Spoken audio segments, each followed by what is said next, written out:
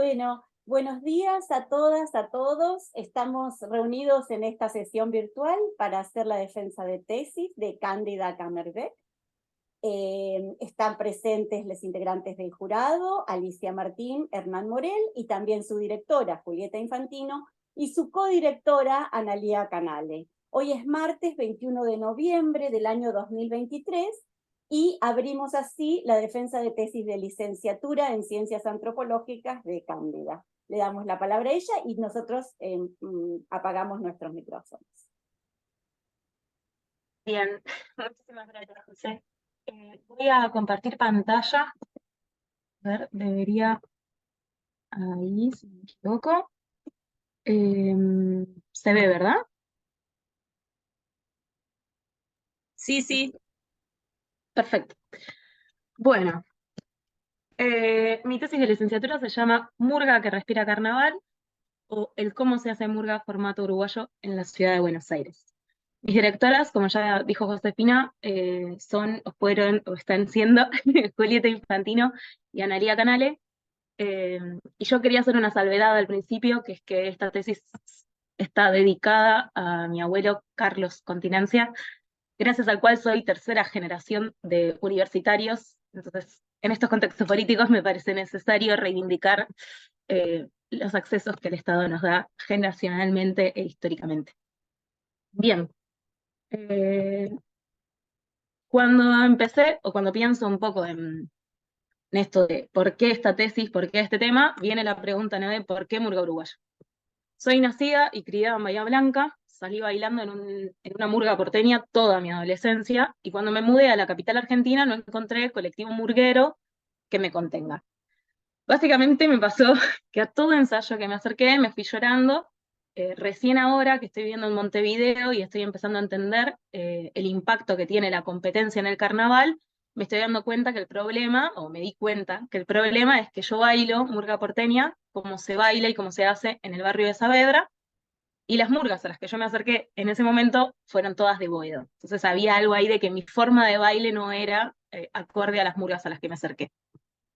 De todas formas, lo que yo hice en ese momento fue correrme del carnaval y dedicarme a la facultad. Como, bueno, desistí de querer salir en carnaval y me dediqué a la facu. En el año 2017, mi hermana viajó a Montevideo y asistió a un ensayo de la murga Cayó la Cabra, que es una murga montevideana que concursa en carnaval. Y volvió diciéndome que si quería salir en febrero tenía que ser cantando en una murga uruguaya, lo cual para mí fue gracioso porque al instante le dije, de eso no hay acá, y fue mentira, me equivoqué, porque ese mismo año, en el curso de Cachengue y Sudor, me encontré con Le Puse Cuca. Es una de las murgas más viejas, o bueno, que tienen más trayectoria en la capital federal. Bichando sus redes, conocí lo que es el taller de arte popular, y terminé tomando clases con Pablo Riquero para, a mitad de año, unirme como platillera en una murga que se llama Tu Vieja Murga y que sigue viva. Al ambiente de murga uruguaya me metí bastante de cabeza, como que cuando descubrí por dónde, me mandé. Tomé cuánto taller había y asistí a cuánta fecha y presentación me enterara, así que participé de todo lo que encontré. Estuve en talleres de letra, de percusión, de puesta en escena, me aprendí de memoria espectáculos como A sus órdenes, de La nota al pie, o Se picó, de Baila la chola, solo por verlos en vivo. Son espectáculos que no están grabados, que no están en ninguna plataforma, y yo de memoria, cual película de Disney. Pero en febrero descubrí, ese mismo año, en realidad 2018, que las murgas formato uruguayo no habitaban las calles porteñas. Entonces conocí lo que en ese momento fue el otro carnaval. Y entre charlas me inundó, o me empezó a inundar ahí la pregunta sobre los circuitos que habita la murga uruguaya en la ciudad de Buenos Aires. Me empecé a preguntar por qué no comparte cotidianamente escenarios con murgas porteñas, por qué muchos de los que realizan murga uruguaya desestiman la expresión local. Me empecé a encontrar como algo de no entender, de que no me gusta, de que bailan mucho, saltan, cuando para mí esa, no sé, era mi práctica de adolescente, entonces me encantaba. Y empecé a descubrir que muchos porteños que consumen murga uruguaya viajan a Montevideo para carnaval. Entonces la pregunta de reivindicamos el carnaval, pero en carnaval nos vamos de la ciudad, no entiendo, ¿no? Como qué es lo que los convocaba a viajar a los tablados montevideanos. Entonces la pregunta empezó a ser como qué construcción de sentido, identidad y apropiación fabrican y defienden quienes realizan murga en formato uruguayo en la capital argentina, ¿no? Como por qué viajan, qué es lo que entienden como murga y carnaval. Bien, la siguiente diapositiva. Bien. En el año 2018, al finalizar la cursada del seminario Estudios sobre Política Cultural y Patrimonio y Artes Populares, logré consolidar la idea de esta investigación. Fue por eso que terminé armando 3 ejes analíticos, que se correspondieron en 3 capítulos diferentes. El primero, el que habla sobre el aprendizaje y las formas de enseñanza, es el capítulo 2 en realidad, y se llama Lo puede hacer cualquiera, formas de transmisión.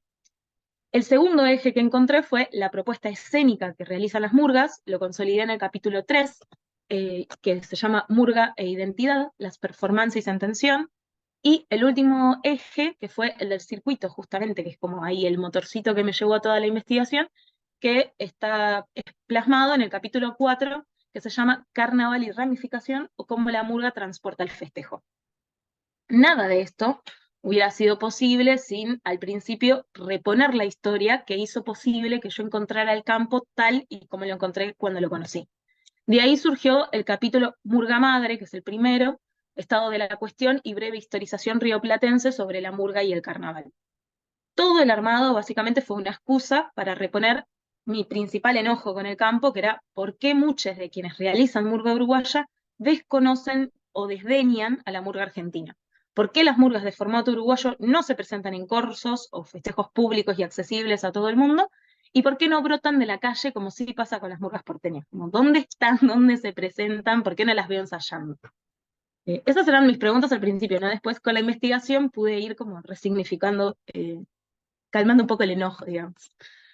Bien, de todas formas, nada de esto hubiera sido posible sin la historización, ¿no? Como dije, el primer capítulo es sobre la historia y el estado de arte, que logré gracias a los trabajos de Milita Alfaro, Alicia Martín, Andrés Salva, Lina Ágrima, Guillermo Lamolle, Gustavo Remedi, María Eugenia Domínguez, Sara Rossi, Sergio Triviño Rey, Hernán Morel, Rodolfo Porrini, Julieta Infantino, Analía Canale, Laura López, Marcos Grifas, Camila Mercado, Pilar Piñerúa y Ramiro Payares, obviamente entre otros.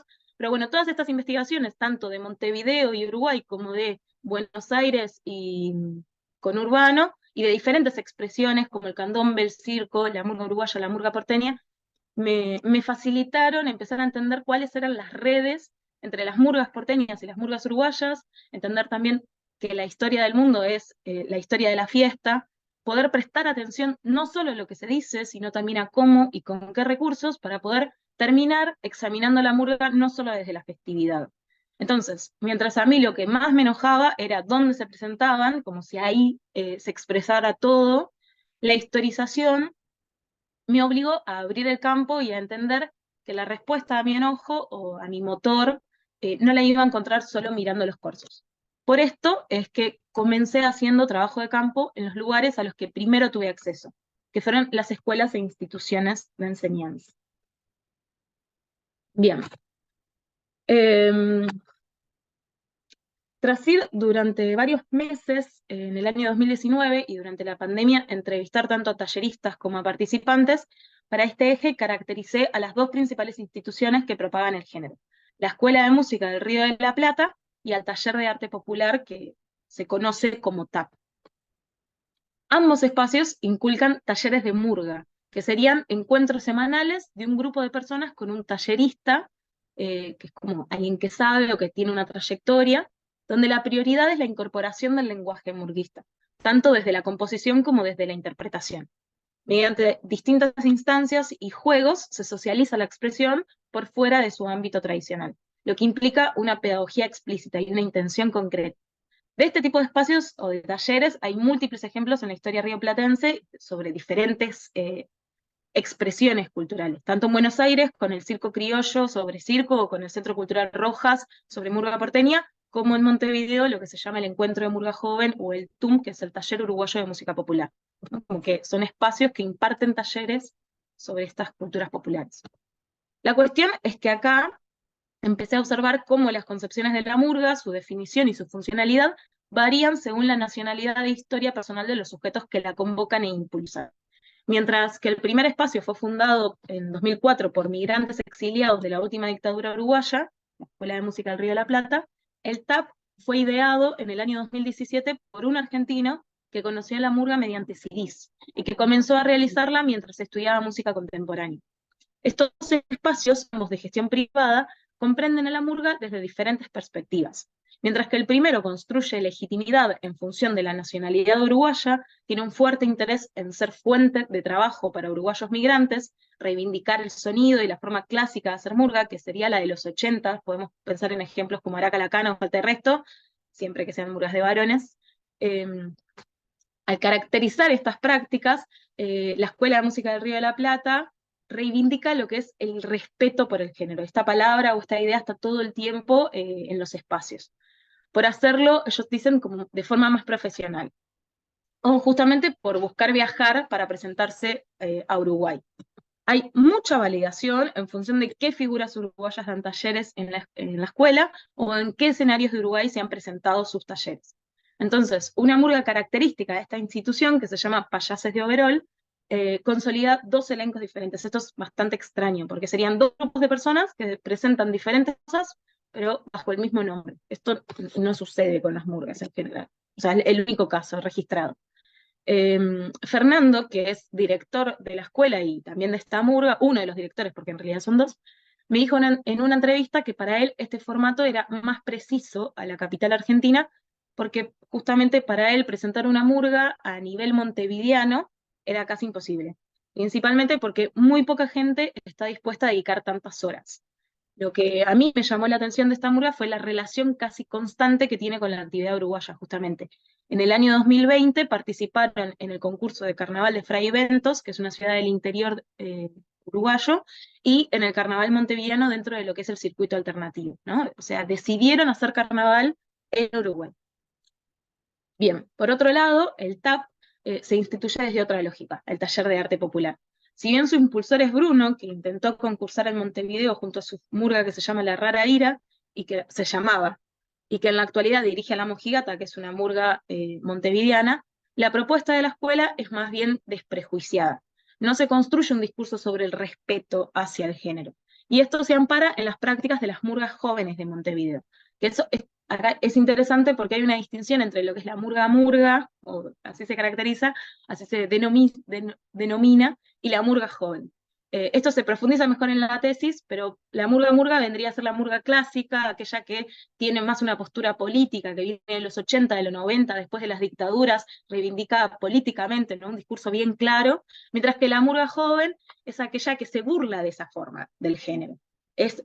Inicia a los fines de los 90, principios del 2000, y bueno, como que son jóvenes que quizás no vivieron esos tiempos históricos y empiezan un poco a burlarse de esa solemnidad política. La cuestión es que Bruno, en sus inicios, convoca para que lo ayude y para que lo segundee y sea ahí dupla productiva, a un uruguayo proveniente del encuentro de murga joven, que es quien en un principio y en algunos entornos legitimaba la práctica y el trabajo de Bruno. Muchas veces me encontré en conversaciones donde la pregunta que deslegitimaba la actividad y propuesta de Bruno era ¿en qué murga salió?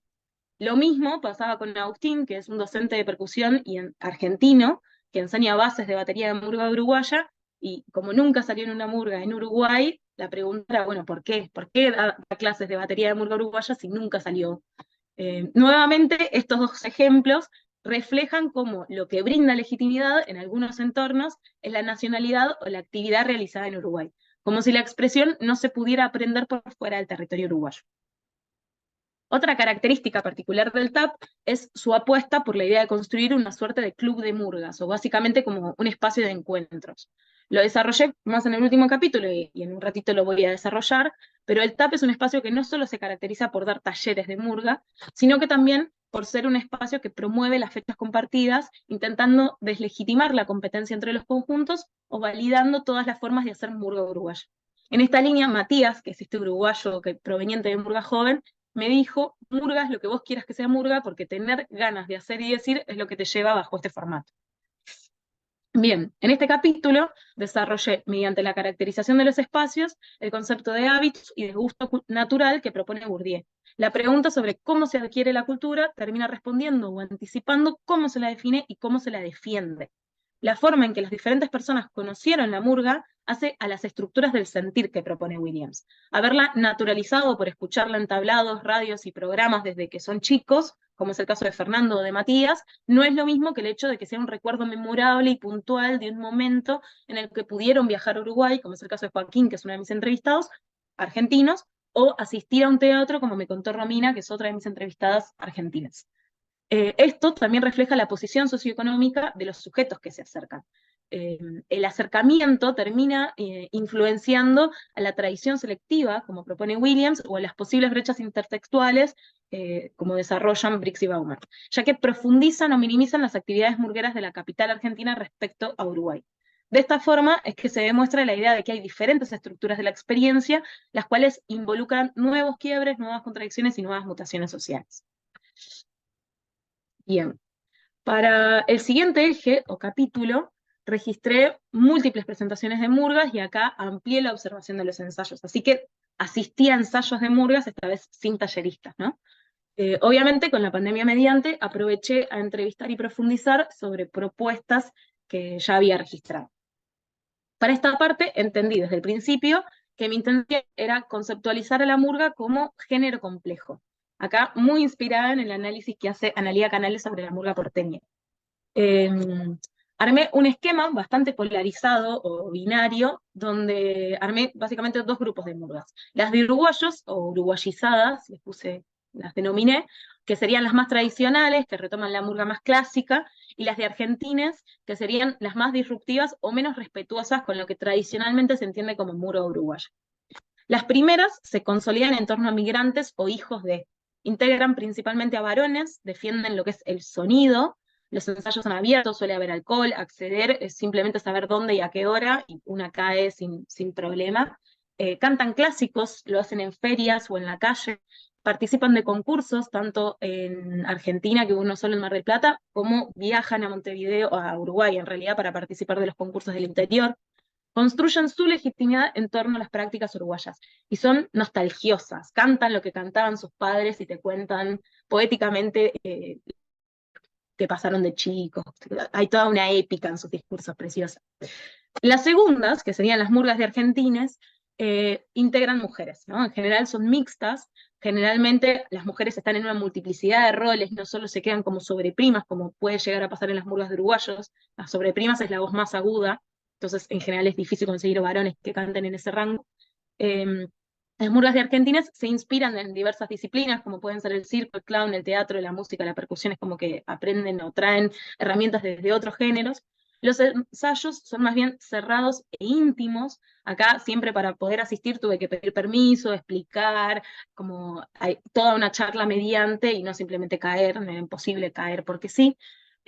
Cantan microfoneades y en teatros o en espacios con amplificación, vocalizan, preparan el cuerpo antes de subir a escena, organizan encuentros, no se saben clásicos, presentan solo sus espectáculos, y para los que en general buscan asesoramiento o toman clases. Acá hay una particularidad que es mientras están armando el espectáculo, si encuentran que quieren hacer algo que no les sale como quieren o que no tienen las herramientas necesarias, convocan o a alguien que sepa más de teatro, o a alguien que sepa de percusión, o a alguien que sepa de música para que los asesore.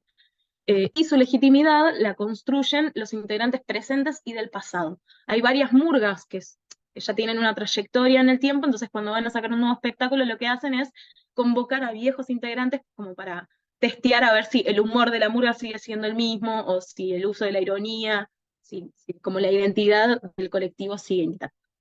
Esto es bastante similar a lo que sucede con las murgas jóvenes de Montevideo, ya que suelen estar integradas por personas que no vienen de familias carnavaleras y que responden a otro sector social. Justamente son las murgas que surgen de talleres, ¿no? Suele suceder que en los momentos de cantarola, que es medio que cuando se agarra la guitarra y se empieza a cantar, termina ganando la opción de cantar en vez de cantar clásicos, cantar temas de rock hechos murga, o alguna cumbia o alguna plena, nunca murga uruguaya, como sí pasa en los espacios más tradicionales. En este eje, nuevamente, retomé los conceptos de hábitus, de brecha intersexual, de tradición selectiva y justamente de género complejo. Bien. Para el último eje que armé, registré espacios culturales u organizaciones que regularmente convocaran a las murgas formato uruguayo. Realicé tanto entrevistas a organizadores como a murguistas participantes. Entonces, con la pregunta originaria sobre dónde está la murga uruguaya, dónde se la encuentra y dónde se presenta, es que organicé y clasifiqué los diferentes circuitos que fui hallando. El primero fue el de los corsos alternativos, ¿no? Ese primer corso donde yo me encontré le puse cuca, era de Cachengue y Sudor, que es una murga porteña que no participa del concurso oficial de la ciudad. Pero también existen las propuestas de corte de calle que hacen desde el Centro Cultural La Minga, con fechas como El Minguero, y también está la Toma de Almagro, que se organiza desde la Casa de Teresa de Israel en Almagro. Todas estas propuestas habitan la calle, arman un escenario público, accesible, gratuito, donde convocan diferentes expresiones artísticas y carnavaleras, como pueden ser el candombe, la murga porteña, las bandas de cumbia, alguna sicuriada o incluso caporales. Además, siempre de murgas formato uruguayo, ¿no? Si no, no las hubiera registrado. Suele suceder entre estas fechas, entre los meses de octubre y abril, justamente apelando al calorcito climático, porque son en la calle, pero no necesariamente a la carnavalidad. Discursivamente, la idea de carnaval solo está en Cachengue y Sudor, o en alguna fecha del Minguero, no necesariamente se reivindica el evento desde ahí. El segundo circuito que caractericé fue el del otro carnaval, que consolidó dicho nombre en respuesta al carnaval montevideano, intentando reivindicar y aunar las posibles presentaciones de las murgas formato uruguayo en la capital argentina durante carnaval. Su público objetivo era aquel que no podía viajar a Montevideo y aún así quería ver murgas formato uruguayo. Su organización fue horizontal y cooperativa, las murgas convocadas tenían siempre representantes. El ciclo se realizó durante 2 años, en los meses de febrero y marzo del año 2018 y 2019, y consistió en varias noches de fin de semana, donde se presentaban 2 o 3 murgas por noche con sus propios espectáculos. Una característica particular de este siglo es que, si bien intentaban igualar una noche de tablao montevideano, se realizaban en teatros cerrados y de gestión privada, con un valor de entrada fijo. Esto, además, trajo como algunos cuestionamientos por parte de algunos uruguayos, porque en el 2018 la sede fue el CAF, el Club Atlético Fernández Fierro, y el espacio no permitía el ingreso de niños, que es algo muy naturalizado en los tablados uruguayos, entonces, bueno, como que ahí hubo un par de tensiones. De todas formas, esto no impidió que en su primera, cuando fue en el CAF, la convocatoria incluyera guerras de agua y espuma a la salida. Acá para mí es divertido porque si bien reivindicaban todo lo que pasa con los tablados de Montevideo, cuando preguntabas o cuando preguntás sobre las guerras de agua y espuma, muchas de las veces es como, bueno, los corsos porteños se colaron, veníamos de tirarnos espumas en el corso de acá a la vuelta, ¿por qué acá no? El tercer grupo que armé fue integrado por lo que denominé como ciclos mensuales, organizados principalmente por el TAP, La Minga y Carnavalazo, que reflejan la posibilidad que brindaron tanto Falta y Resto como la Catalina a realizar sus giras y llegar a Argentina en tiempos no carnavalescos. Esta idea como de la murga de las 4 estaciones. Para mí esto es clave en todo el capítulo y ayuda a comprender lo que responde a mi enojo primario sobre dónde están las murgas y por qué no en los corsos. En principio repuse el ciclo de carnaval de La Minga, que estaba impulsado por 2 murguistas, una de La Nota al Pie y otra de La que se viene, quienes gestionaban el primer domingo de cada mes una fecha que incluyera a un cantautor o cantautora rioplatense y a una murga formato uruguayo, perdón. Estos eventos fueron siempre a la gorra en los años 2018 y 2019. El Taller de Arte Popular organiza, en la actualidad lo mantiene, diferentes ciclos anuales que varían de nombre pero no de objetivo. Impulsa desde tablados hasta fiestas, tanto en su sede como en otros centros culturales o escenarios, y como tiene talleres de murga o murgas taller, donde el director es el tallerista que guía los encuentros y las actividades, muchas de estas instancias están pensadas para fogonear la puesta en escena y naturalizar o desdramatizar las presentaciones en vivo. Algunas fechas son internas del espacio, solo se presentan los talleres que ellos mismos impulsan, otras fechas buscan el intercambio y convocan murgas que están por fuera. La periodicidad es arbitraria, cada ciclo tiene como su tiempo, medio que varía según el año y la propuesta concreta, pero sí hay fechas anuales que suceden a fin de año, donde se presentan todos los talleres del espacio, y cada tanto surgen diferentes ciclos que pueden ser mensuales o semanales en algún momento concreto. La última propuesta que integré dentro de los ciclos mensuales es Carnavalazo, que para mí tuvo como un color particular porque estaba impulsada por un hijo de uruguayo, un pibe que ronda los 20 años y conoce bastante de cerca el circuito montevideano y lo que es el encuentro de murga joven. Y él intenta como incentivarlo en Buenos Aires. No tuvo una periodicidad concreta este ciclo o este espacio, ni una sede puntual, pero lo que sí era seguro es que se proponían espacios de intercambio donde siempre se termine con baile. Y tuvo, si bien no era todos los domingos de cada mes, el primer domingo de cada mes, medio que se sabía que cada 15 días había un evento. Por último, el último ciclo que desarrollé fue el del encuentro de murgas estilo uruguayo del Espacio Cultural Nuestros Hijos, en la ex Escuela de Mecánica de la Armada. Este encuentro es anual, sucede en septiembre, rondando el inicio de la primavera, y dura entre 1 y 2 días. Se realiza desde el 2015 y solo se frenó por la pandemia, en el año 2020 y el 2021. Desde sus inicios cierra con algún artista uruguayo, a veces algún cantautor, como puede ser el Pitufo Lombardo, Pablo Riquero o Alejandro Balvis, otras veces murgas que participaron del encuentro de murga joven, pero que en la actualidad participan del concurso oficial de Carnaval Mayor de Montevideo, como la mojigata, queso magro o metele que son pasteles. Esto es significativo porque uno de sus organizadores es Bruno, que es el fundador del TAP, que justamente reivindica la forma cooperativa de hacer murga que caracteriza el encuentro de murga joven. Es decir, el encuentro de Lecuña hasta el momento nunca presentó una murga que venga con la bajada más clásica, ¿no? Más murga. El cronograma de actividades de este encuentro arranca pasado el mediodía con talleres o charlas que implican diferentes aspectos de la murga, desde puesta en escena, maquillaje o canto, hasta construcción identitaria, el desarrollo del género en Latinoamérica o el rol de las mujeres. Hay tanto talleres de rubros específicos como espacios de debate y reflexión. Pasadas las 17, 18 horas, arrancan las actividades en el escenario principal, donde se presentan murgas convocadas por la organización, que intenta elegirlas en función de lo que presentan en escena. El criterio es que tengan espectáculo propio, nada de covers, me dijo una vez uno de sus organizadores, y tienen que tener también trajes o escenografía. La idea es que sea una murga que tiene una propuesta completa, bien armada. Las intenciones de este ciclo son heterogéneas. Hay quienes pregonan el encuentro entre quienes realizan murga a la uruguaya o quienes intentan fomentar el conocimiento de los grupos locales. Hay muchísima gente que se termina acercando al encuentro por las murgas o los cantautores uruguayos y terminan sorprendidos por la calidad de los conjuntos argentinos. Y eso es una de las victorias que tiene el encuentro y una de las apuestas que hace, ¿no? Como poder seguir ampliando el público local. Este ciclo para mí es bastante brillante porque año a año se modifica y readapta a las nuevas circunstancias. Yo no lo integré en mi tesis porque en algún momento había que poner un punto final, pero para mí este espacio puntual merece una tesis en sí misma, porque si bien surgió inspirado en experiencias similares de encuentros de Concordia o de Rosario, estos otros encuentros quedaron, o incluso de Mendoza, estos otros encuentros quedaron desmantelados o desarticulados como consecuencia tanto del avance del feminismo y los escraches por la violencia machista, como por la pandemia. Entonces, en este momento, el encuentro de Lecuni está volviéndose más federal. Este último año tuvo en el escenario principal murgas de Rosario, La Plata, Mar del Plata y Buenos Aires, y talleristas de Mendoza, de Rosario y también de Buenos Aires. Además de un micrófono abierto, que fue la primera vez que se hizo, que posibilitaba que murgas no preconvocadas presentaran algo en lo que venían trabajando.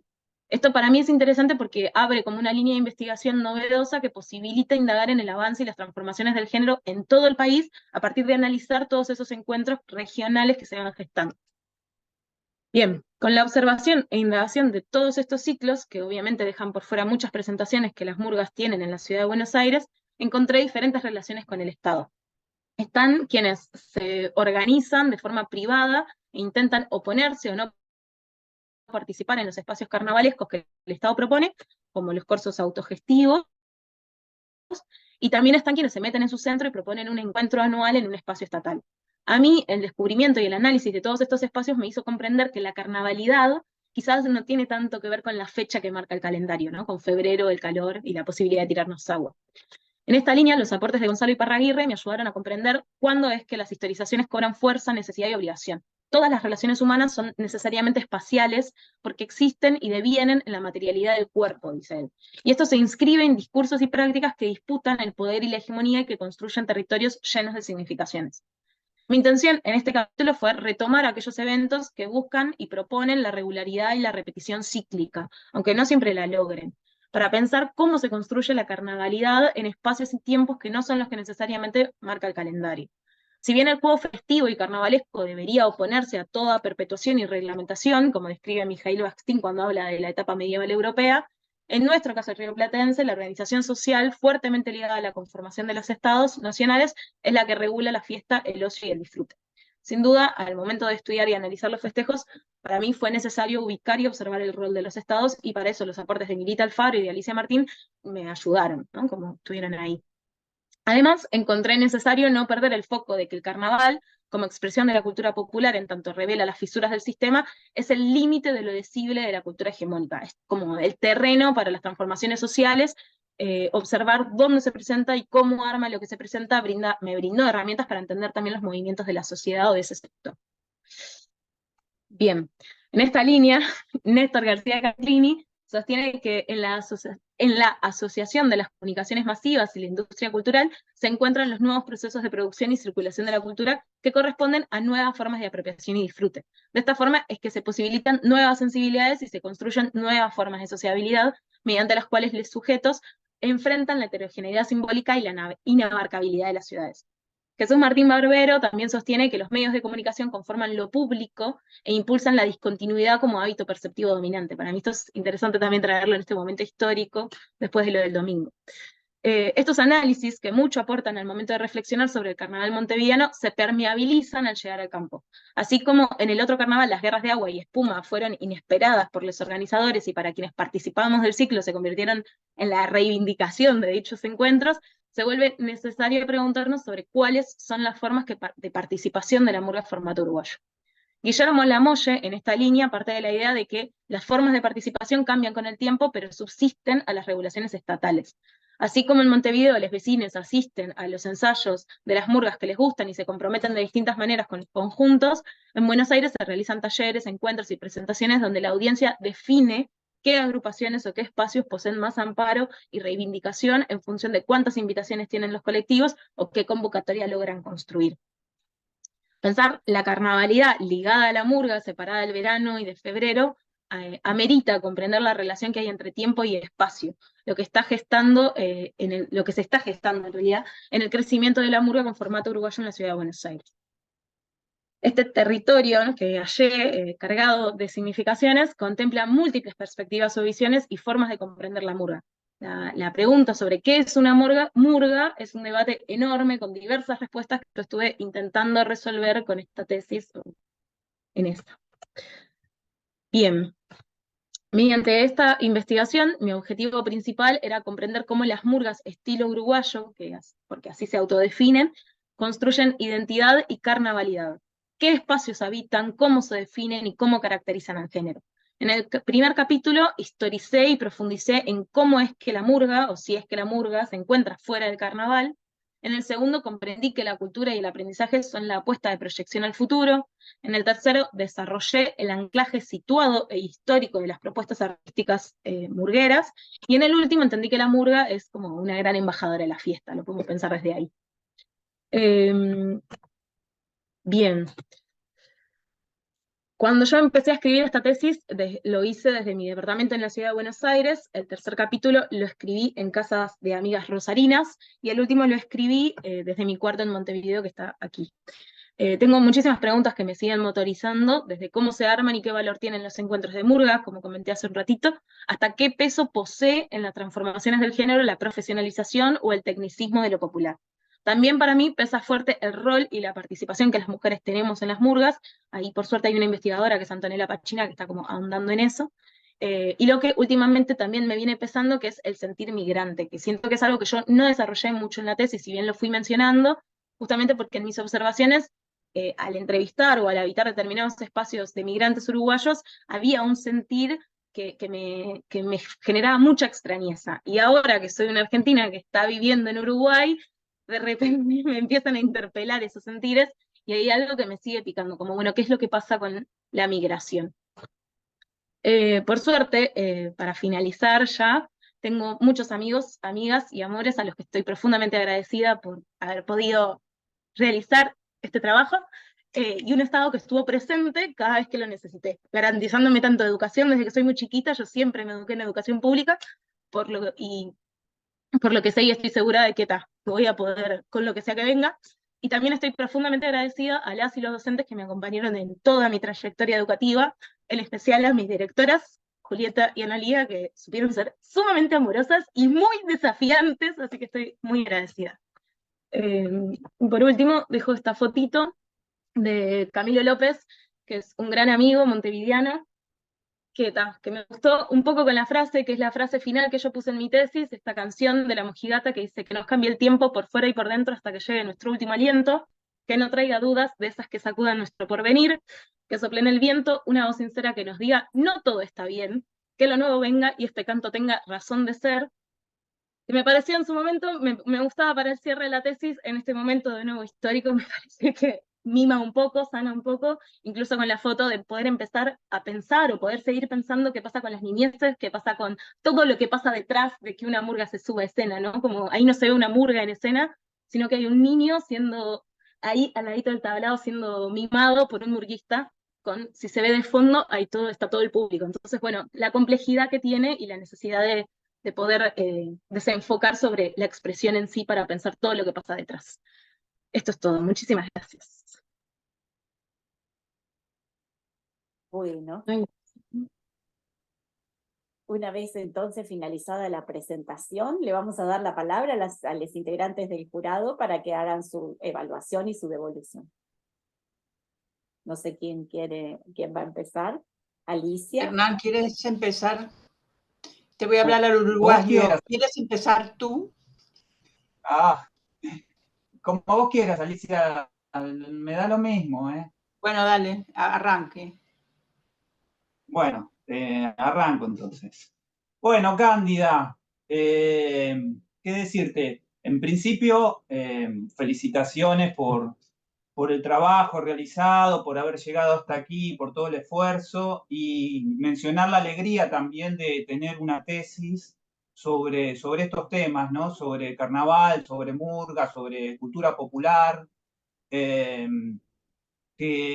son todavía temas que vienen creciendo, vienen teniendo una agenda importante en distintas líneas, en distintas dimensiones, pero que sin embargo en la investigación, en la antropología y en la en los estudios de ciencias sociales todavía hay poco andado, hay poco desarrollado, hay mucho todavía, hay mucha área de vacancia por indagar, ¿no? Así que es un poco de aire fresco, es una alegría que estés involucrada y hayas podido escribir en estos temas. Bueno, sobre lo que hace a la tesis, yo voy a comentarte algunas cuestiones que tienen que ver, bueno, con lo que observé, las características de un poco de tu trabajo, y en función a eso voy a ir según el orden que tiene la tesis, ¿no? Siguiendo un poco los capítulos, el orden de presentación que vos fuiste armando. En principio me gustó mucho también tu exposición oral recién fue muy clara, muy concisa, recorriste prácticamente toda la tesis, que no es fácil hacer esa síntesis. Y en cómo está organizada la tesis, cómo está estructurada, cómo está armada, me parece que la estructura es bien clara, ¿no? Cómo está planteado el propósito, las preguntas de investigación, eh, la estructura, ¿no? Primero la historización, después las distintas formas de enseñanza del género, los espacios en donde se performa o se actúan, el formato de murga uruguaya y los circuitos en que habita este género. También está bien planteado el recorte, ¿no? El recorte de campo, me parece, en términos, bueno, de que te interesa trabajar en la ciudad de Buenos Aires, te interesa no centrarte en un caso, sino en diversos colectivos que expresan a través de una red de relaciones, a través de distintos espacios de construcción, el formato de murga uruguaya. Y también me parece que está bueno esto de este involucramiento que vos mostrás, de este forma de construcción de conocimiento situado, ¿no? En términos, bueno, de dónde venís,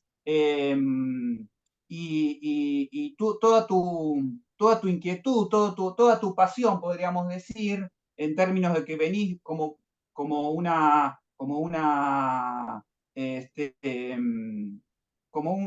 como alguien que está desde dentro del género, como una persona que viene participando como murguera y que de a poco se va preguntando ciertas cosas, ciertas inquietudes se le van generando. Me alegro que el seminario que cursaste en el 2018 haya sido una puerta para ir formalizando, generando la posibilidad de escribir una tesis sobre este tema. Y de algún modo, como ese enojo inaugural que contaste en esa experiencia de lo que te pasaba siendo una murga de Boedo y no satisfaciéndose cómo bailaban porque tenías otro estilo de baile. Y bueno, cómo ese enojo también, en cierto modo, se fue transformando también en cierta racionalización, ¿no? Que es un poco el trabajo que tenemos nosotros, los antropólogos, ¿no? De, bueno, tratar de elaborar ciertas cuestiones, ciertos problemas, ciertas inquietudes, ciertas emociones y llevarlas por escrito, que implica todo un proceso de racionalización escribir esto, ¿no? Y estructurarlo en un formato de tesis, ¿no? Me preguntaba una cuestión, ¿por qué no incluiste imágenes? ¿Por qué no, la tesis no tiene, digo, ¿no? ¿Por qué no tiene fotos? Me preguntaba eso, ¿no? Siendo una tesis que trata de escribir prácticas tan performativas, tan visuales en algún punto. Esa es una pregunta. Me gusta también la definición de género, cómo te planteas cierta definición de género de murga uruguaya en términos de hablar de formato y no de estilo. Yo entiendo que formato es una categoría analítica, vos no lo decís en la tesis, pero es una categoría analítica. En cambio, estilo es una categoría, podríamos decir, nativa, la categoría que todos los que practican esta práctica lo describen de esta manera, ¿no? Y después, cuando en la parte de historización, me pareció muy interesante este paralelismo que aparece entre el surgimiento el movimiento de murga joven y todo lo que fue los talleres de murga de los centros comunales en Montevideo, allá por mediados del 95, ¿no? Comienzo del 95, y cierto paralelismo que aparece en relación al surgimiento también de los talleres de murga, acá de este lado del Río de la Plata, con Coco Romero y el Centro Cultural Ricardo Rojas, más o menos en el mismo periodo, ¿no? Eso es muy interesante, como hay todo un proceso de institucionalización, de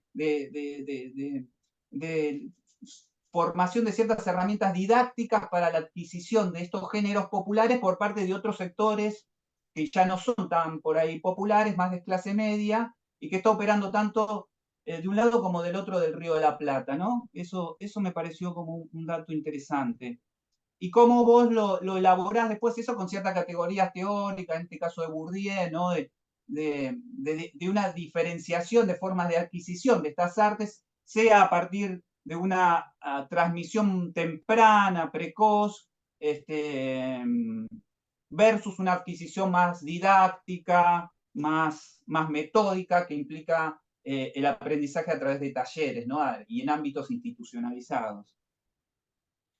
Después sí tengo una observación para la parte en que describís la historia de estos cruces, diálogos y hasta desencuentros entre la murga uruguaya y la murga porteña.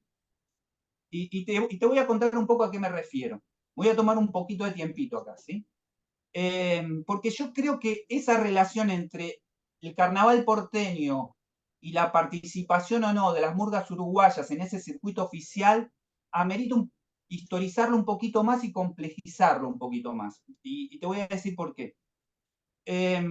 Bueno, vos describís en esa parte de la historización cómo se fue dando a partir de la implementación de lo que se llama, así se llama, ¿no? En el reglamento de la Ciudad de Buenos Aires del Carnaval porteño, el sistema de evaluación del Carnaval porteño y cómo eso fue generando cierta segregación hacia la participación de las murgas uruguayas o de formato uruguayo en el circuito oficial.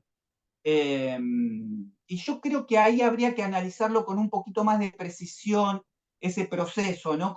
Y dando cuenta de algunos matices que generó ese proceso de segregación, ¿no?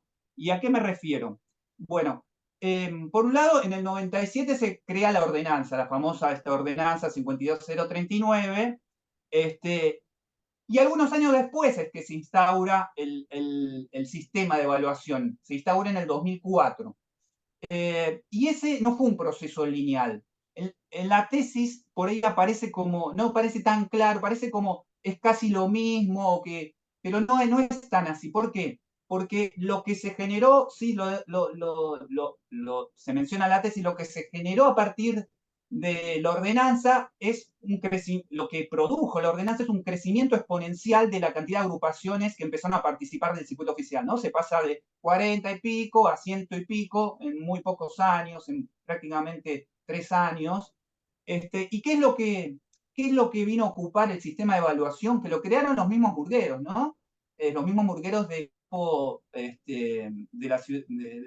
circuito de la Ciudad de Buenos Aires. La evaluación de carnaval lo que buscó es justamente tratar de contener ese proceso de crecimiento exponencial de agrupaciones. Y entonces, en ese sentido, te contaría una anécdota que ocurrió, que Alicia conoce muy bien también y que todos hemos sido parte un poco de ese proceso. Yo incluso fui jurado varias veces en el carnaval y entonces estuve ahí muy metido.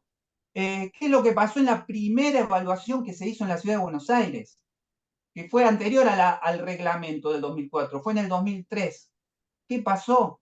Bueno, pasó que en el primer puesto, en la agrupación que sacó más puntos de todas las agrupaciones de estas 120 y pico que existían en la Ciudad de Buenos Aires, ganó una murga que en aquel momento se decía teatral, pero básicamente tenía los componentes mayoritarios de una murga de formato uruguayo.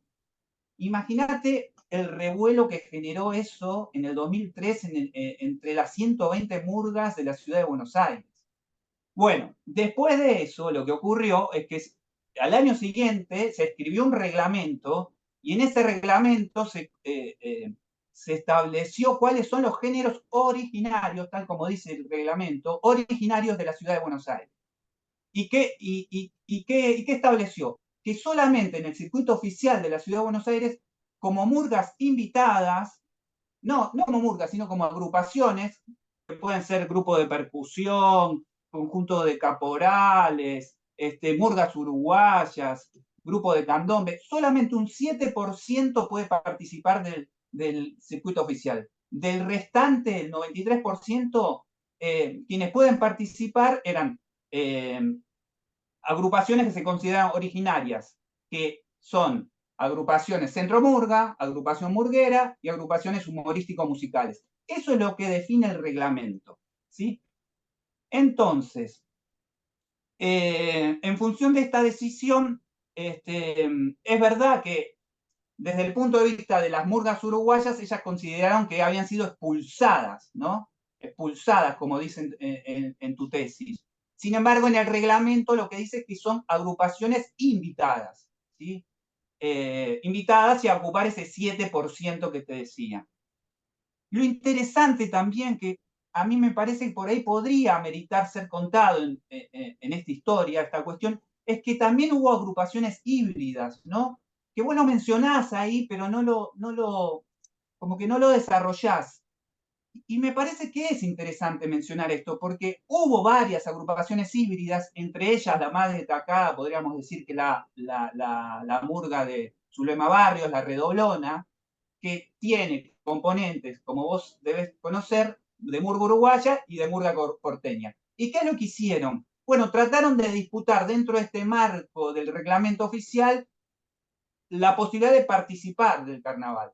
Entonces ingresaron en la categoría de agrupación murguera, que es la categoría que es la más abierta, la que permite generar algunas innovaciones, introducir algunos elementos que no son los estrictamente más tradicionales del centro murga porteño, ¿no? Y bueno, me parecía interesante que en esa historia también esté contado esto, porque no es que todas quedaron expulsadas, sino que por ahí las que quedaron más expulsadas fueron las que se sintieron más tocadas, no sé, Tute Cabrero, algún, que eran un formato más rígido de murga uruguaya, mientras que otras trataron como de encontrarle los resquicios para entrar, ¿no?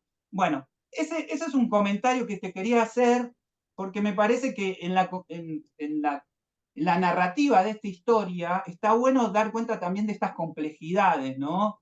Y que nos permiten entender mejor algunas micropolíticas que operan entre estos diversos actores que están en disputa, ¿no? Y que están tratando de construir cierta política y cierta estética en disputa en el marco de las políticas oficiales en los que están involucradas. Bueno, ya dicho esto, y disculpa la digresión, pero me parecía que era importante contarlo,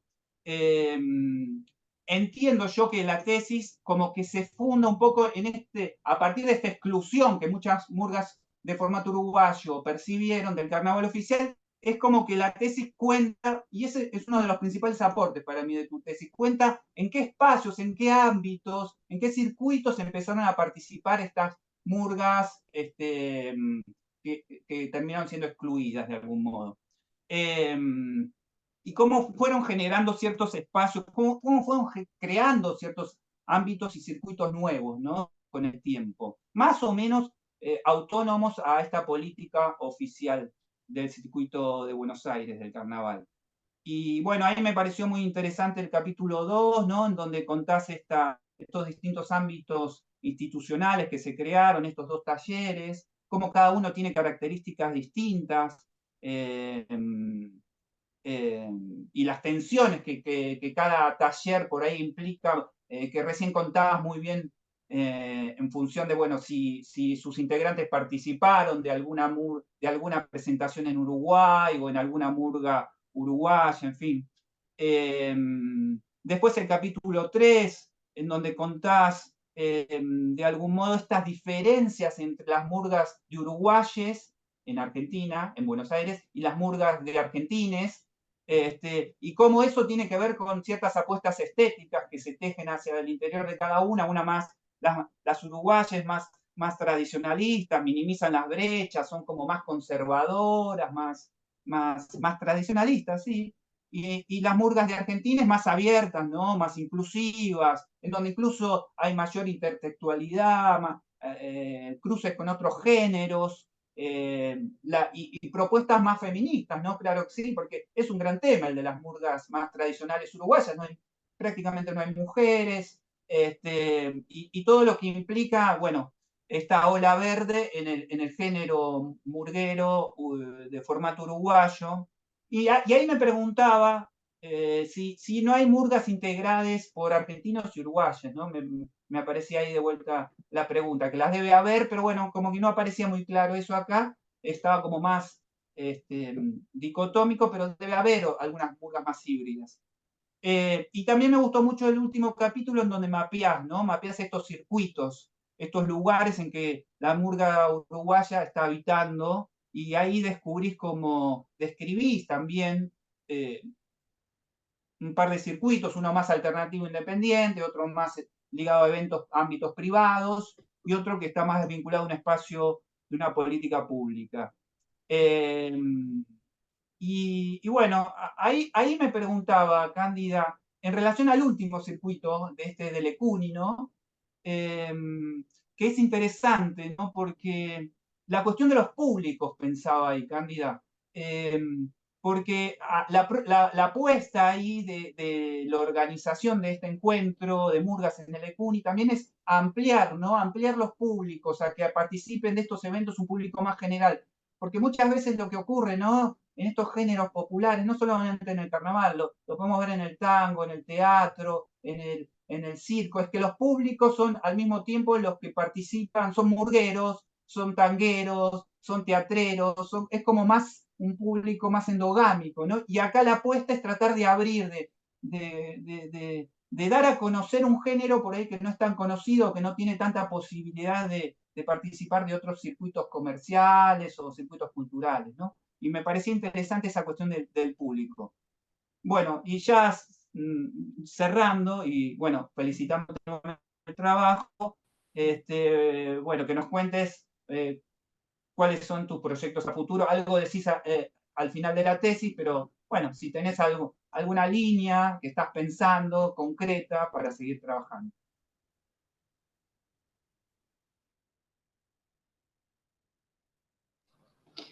Respondo.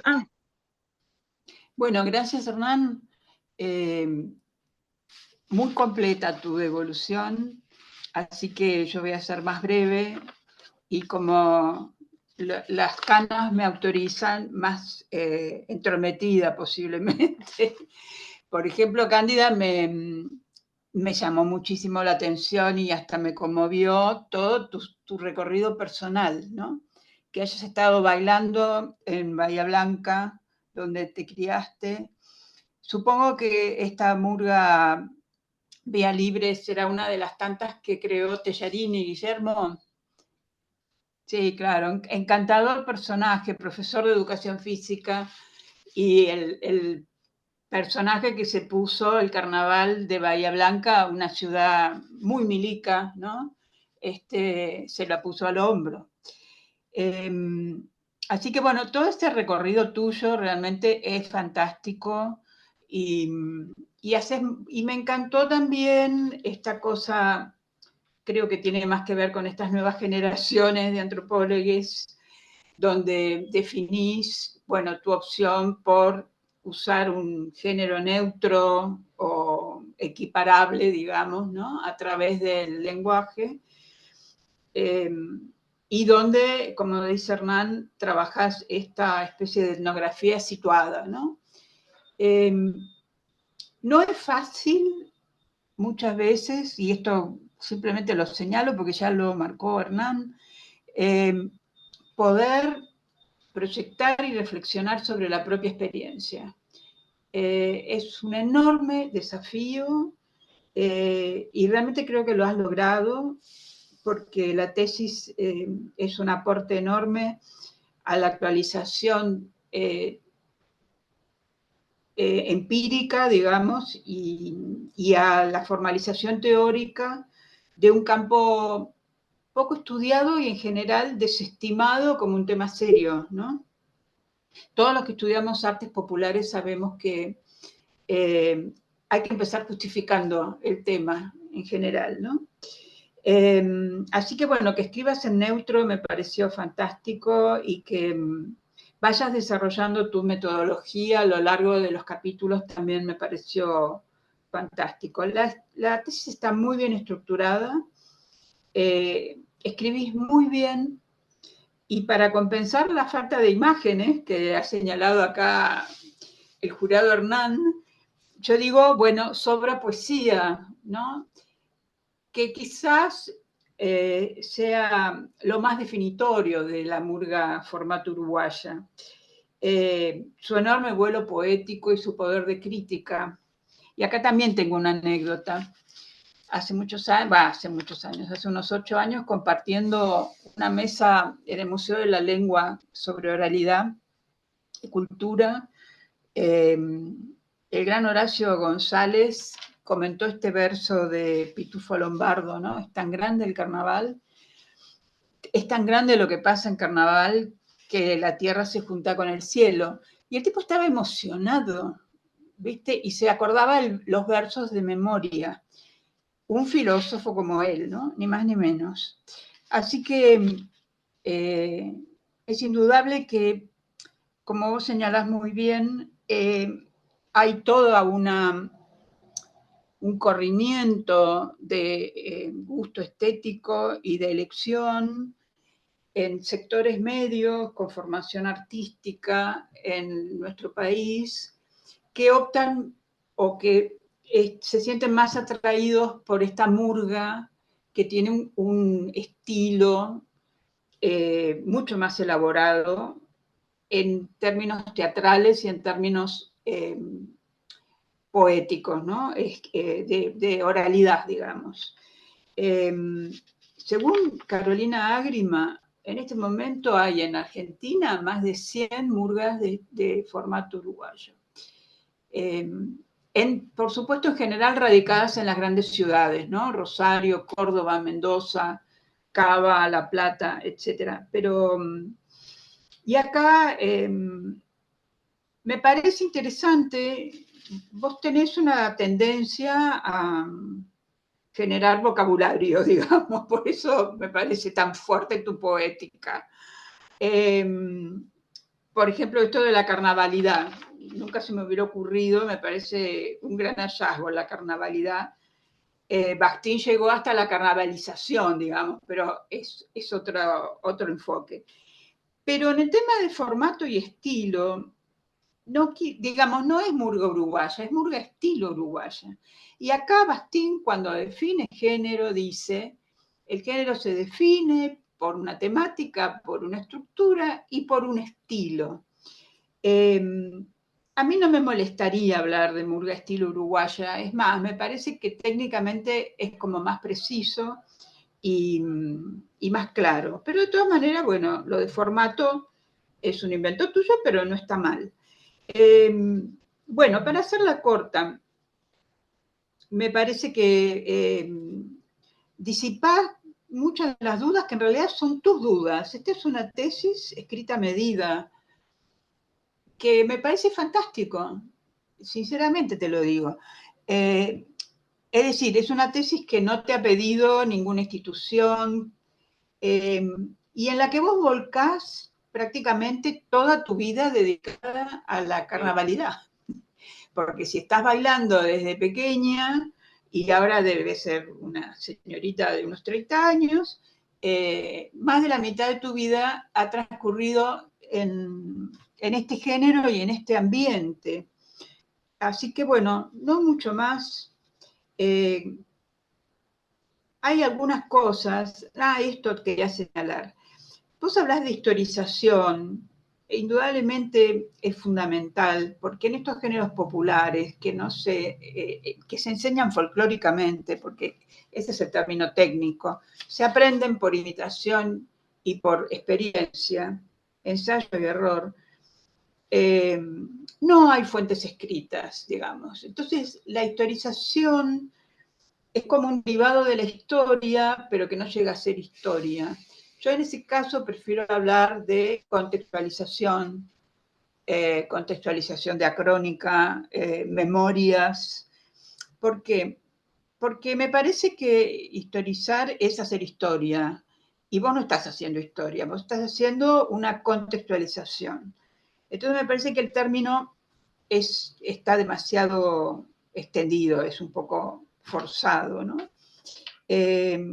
Y todo esto porque, bueno, hay serias dificultades teóricas para hablar de tradición, de folclore, de cultura popular. Hay como una huida.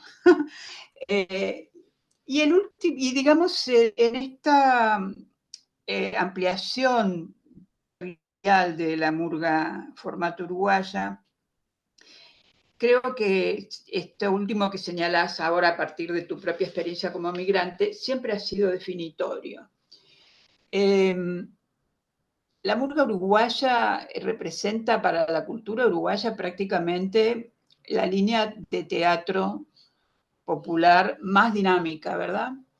Entonces es impresionante porque sabemos que la mitad de la población de Uruguay vive fuera del Uruguay y Uruguay es como tantos otros países pequeños latinoamericanos, un país que vive mucho de remesas, pero la colectividad uruguaya, una vez que se radica y se asienta en algún destino, una de las primeras cosas que hace es traerse su murga o traerse su cuerda de tambores. Estamos hablando de, digamos, de contingentes artísticos importantes, ¿no? Una murga son alrededor de 20, una comparsa de candombe, bueno, serán 25, 30.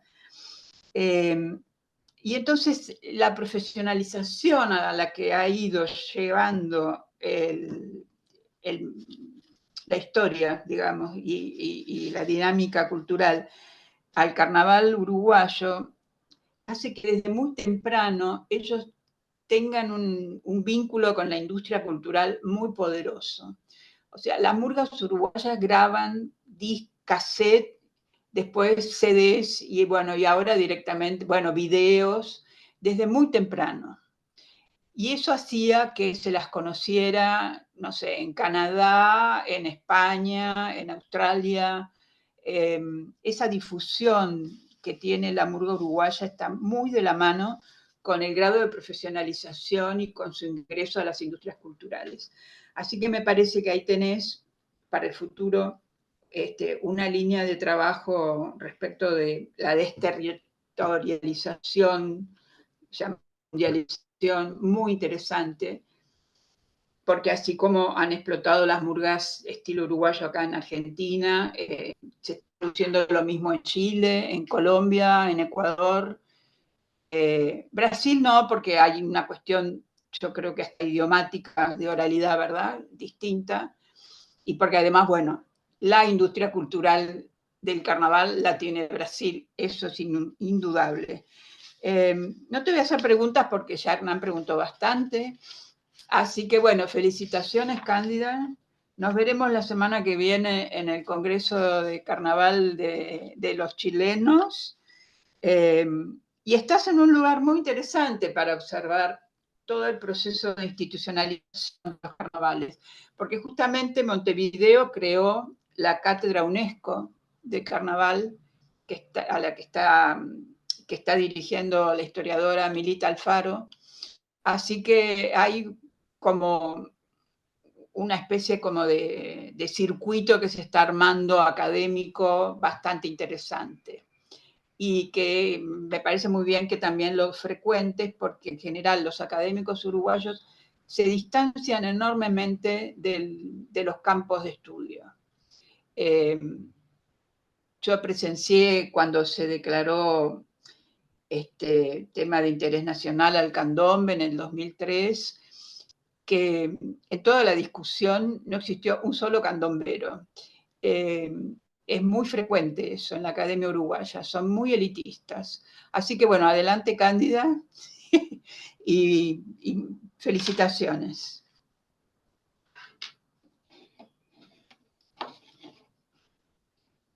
Soy yo ahora sí. Bueno, ¿continúo? ¿Tengo que No, hablar no, yo o no, hablas? que conteste Cándida Que a conteste, las ¿no? preguntas y después Dale. cierra. Bien, tengo una pregunta técnica. ¿Sigo compartiendo pantalla? Ah, no, mejor sacala, se ven todos. No, pero, o sea, ustedes la están viendo en la pantalla, ¿no? Sí, la estamos viendo, sí. Ah, ok. Sí, Sí, seguimos con la ahí foto. está, Ahí, listo. No sabía ni cómo se hacía, esa es la pregunta. Bien. Bueno, gracias por todas estas evoluciones. Tengo ahí varias anotaciones. En principio voy de a poquito, ¿no? Como en función de lo que fui anotando. ¿Por qué no incluí imágenes? Es una muy buena pregunta.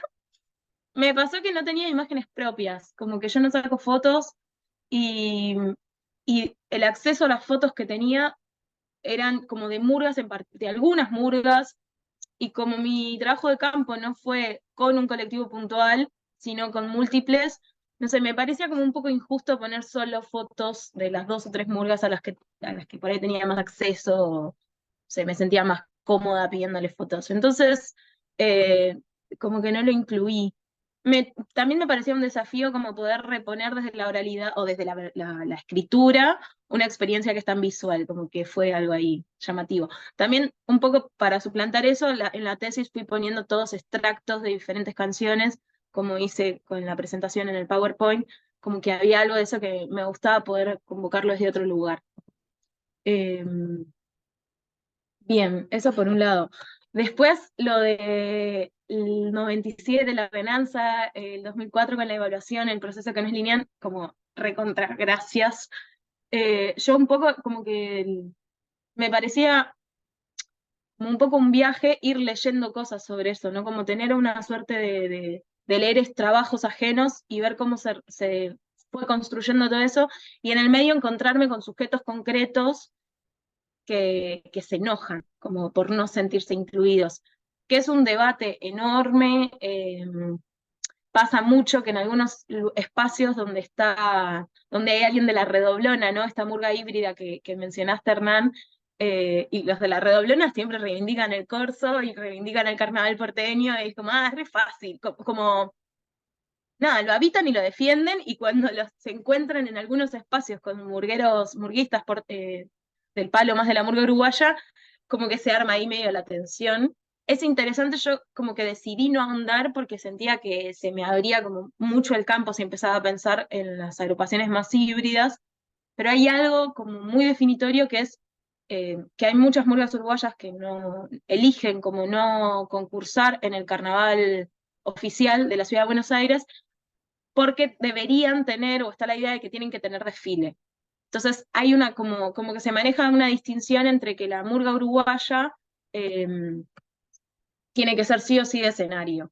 Entonces ahí es como que cuando pensás en la redoblona dentro de espacios que por ahí son más de murga uruguaya, te dicen como no, eso es una murga porteña porque tiene desfile, como que ahí estuviera la distinción. Después agarras una murga porteña y te va a decir que no es murga porteña, ¿no? Pero bueno, las tensiones del campo.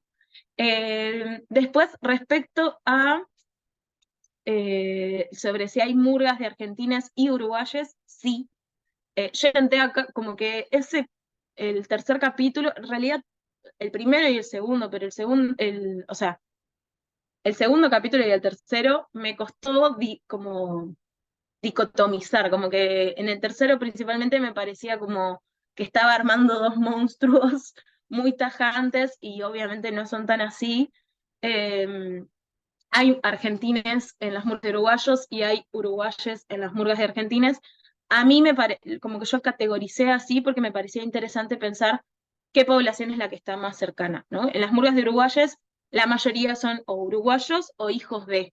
Obviamente hay argentinos que reivindican esas formas más de murga clásica. Y en las murgas de argentines hay uruguayes, pero son los menos. De hecho, es como, no sé, en la que se viene hay uno que es uruguayo y es como el uruguayo, o hay ahí como un sujeto que cumple ese rol, pero no están como tan integrados o tan representados. Igual no hay conflicto, solo sucede así.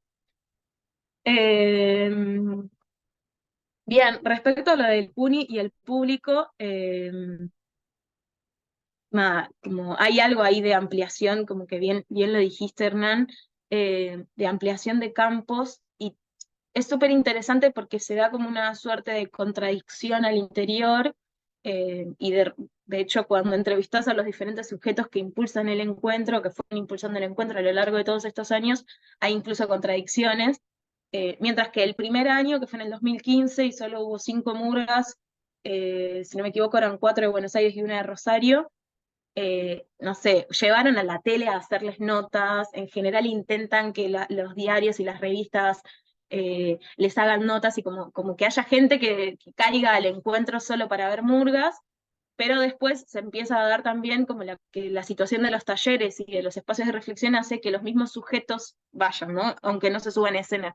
Entonces, por un lado hay como una pata bien endogámica, como que a mí el encuentro de murgas en el Ecuni me gusta mucho, es un espacio que reivindico y que disfruto un montón, y hago muchos chistes sobre que es un cumpleañito, porque yo voy y está lleno de mis amigues, y hay algo ahí como súper endogámico, como que te vas a encontrar con toda esa gente, pero en el medio también hay sujetos que reivindican como seguir abriendo campo, de hecho, o sea, para que venga nuevo público. De hecho, la apuesta porque quien cierre el encuentro sea un artista uruguayo o una murga uruguaya, tiene mucho que ver con poder llegar como a alguien que le interesa el tema, pero que no sabe que existe en Buenos Aires.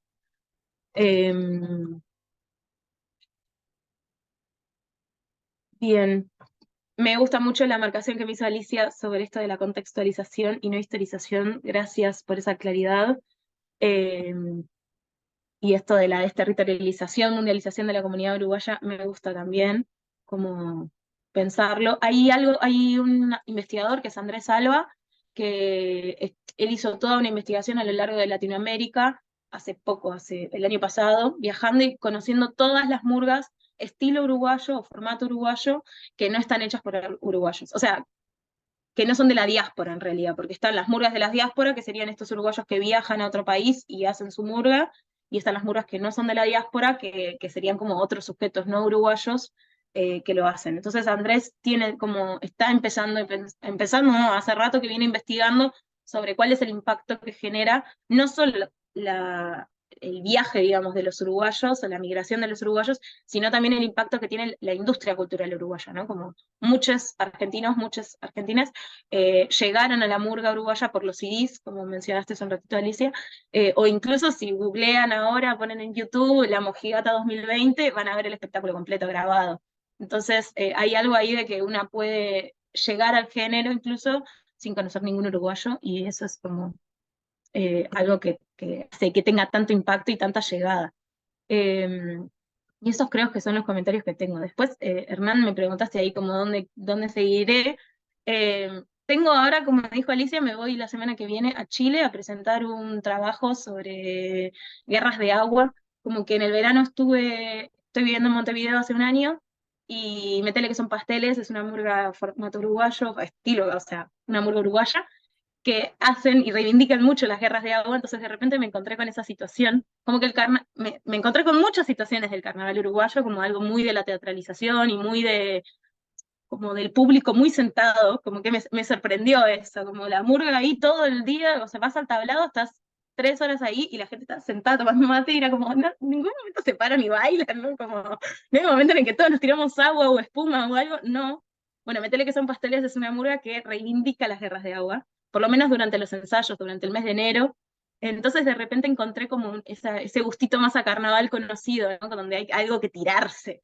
Y empecé a pensar un poco como la rivalidad y cómo las guerras de agua y las guerras de espuma, comparándolo con lo que pasa en Buenos Aires y lo que pasaba en Bahía Blanca, eh, nada, como qué pasa ahí con esas cosas que nos tiramos en carnaval, y estoy empezando a pensar quizás que eso, que las guerras de agua, las guerras de espuma, le devuelven un poquito de la carnavalidad a este género que por lo menos en Montevideo están como distanciados, ¿no? Como que la murga y lo carnavalesco pasa arriba del escenario y después nosotros nos sentamos y lo observamos. Por el momento vengo con eso. Tengo ganas de un montón de cosas, como que estoy viendo Montevideo, entonces de repente estoy viendo muchas cosas que me llaman la atención. Hay algo del extrañamiento constante, que es como todo el tiempo, no entiendo cómo funciona esto, o no sé, ayer estuve en las pruebas de admisión del Carnaval de Canelones, que también es como una prueba de un carnaval del interior, y bueno, cómo funciona, qué sucede. Me enteré de repente que los murguistas van a hacer carnaval en Canelones, saliendo, no, 4 o 5 veces por semana, y no cobran ni un peso. Entonces, que por ahí en Montevideo sí cobran, entonces medio que entendés por qué lo hacen, pero de repente es como, esta gente viene acá y tiene ganas de hacer carnaval saliendo tipo en días de semana, mientras trabajan y tienen que ir a la oficina. Como que hay muchas preguntas que se me están abriendo. La verdad es que me está costando como decir, bueno, voy a armar esto. Tengo muchísimas ganas de poder lograrlo. En este momento parezco una niña chica con todo que me llama la atención. La verdad es un poco eso. Y eso creo que es todo. Gracias. Bueno, ahora sí, le damos la palabra a la directora y a la codirectora para que cierren esta primera parte. Bueno, voy a ser bien breve porque, bueno, ya tanto Hernán como Alicia hicieron hermosas devoluciones, y Cándida repuso en una presentación que estuvo muy linda. Cándida, te felicito por la claridad, y destaco también lo que mencionó Hernán, cuando armábamos un poco la defensa. Era bueno, vos podés agarrar algún pedacito, podés, y ella quería contar un poco, bastante todo, y era un desafío, lo lograste muy bien. Eh, Comenzamos este vínculo allá lejos de tiempo en el seminario que dimos, y ahí estaba esa inquietud inicial de Cándida, de que quería trabajar algo con eso que era parte de su vida, pero que no sabía bien si lo podía teorizar y abordar desde la antropología, y ahí hubo un incentivo claro de parte de nosotros como docentes de, bueno, sí, podés. Y fue todo un trabajo, jugar y aprender a teorizar, a analizar, a distanciarse de ese mundo que era muy propio. Entonces traía cosas, yo que no soy tan conocedora de todas las murgas, era la que decía, esto no me queda claro, y todos tenemos que conocer quiénes son Araca Lacana y este y lo otro. No, acá hay que poner al menos nota al pie, bueno, pinchar ahí un poquito cómo trabajar con el involucramiento, el ser parte, y cómo eso, bueno, podía abrir nuevas preguntas, ¿no? También otro trabajo importante fue cómo limitar esas preguntas, porque Cándida traía muchas líneas y entonces, bueno, tratar de acortar y acotar a una tesis de licenciatura y calmarla y decirle que puede seguir investigando, que eso es muy lindo cuando se termina un primer proceso de apertura a la investigación, que es una tesis de licenciatura, y las personas quedan enganchadas y quedan con muchas ideas para seguir trabajando, y eso es algo para destacar. Y bueno, nada, ha sido un proceso interesante, de mucho aprendizaje para mí también, así que nada, felicitarte, Cándida. También felicitarte por asumir esta situación de defender en este día tan particular. Así que, bueno, te felicito nuevamente.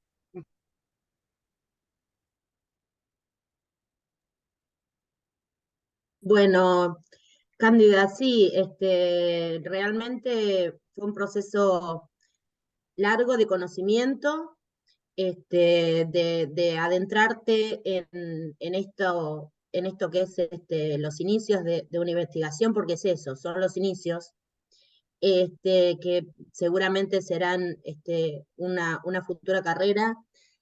Y me quedaron algunas cositas como para contar, que más allá de lo que vos decís ahí, me llamó la atención esta cuestión de que es un recorrido que va del baile a la música, ¿no? Así que eso me parecía muy interesante de destacar, que quizás no está tan contado. Y algunas reflexiones que también me surgieron a partir de la devolución que te hicieron los jurados. Primeramente esta cuestión de la temporalidad, ¿no?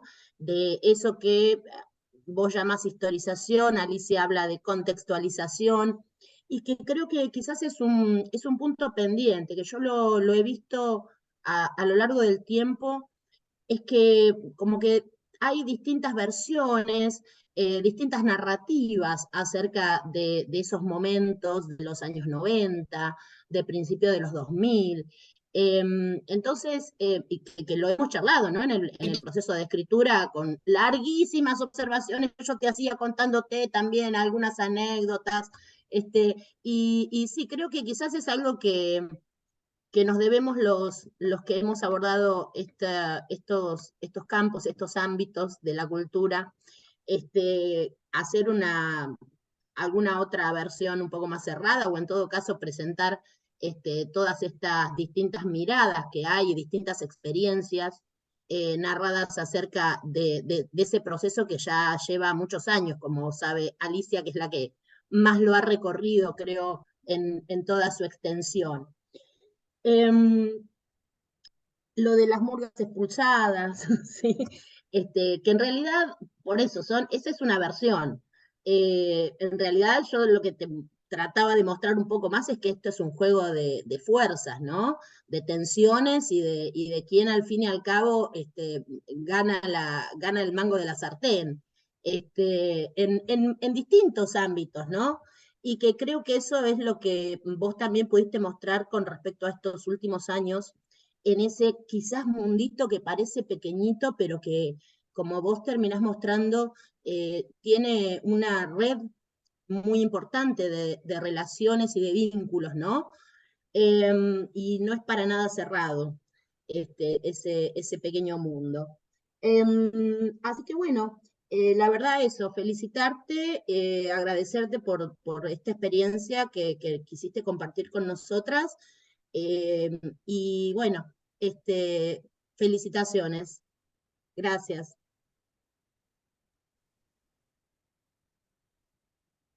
Bueno, Cándida, con esto entonces damos por cerrada la primera parte de la defensa. Te vamos a pedir que salgas de la reunión, vamos a dejar de transmitir y de grabar, y en 15 minutos o lo que le lleve al jurado elaborar el dictamen, te vamos a volver a convocar para leerlo, y ahí vamos a volver a transmitir.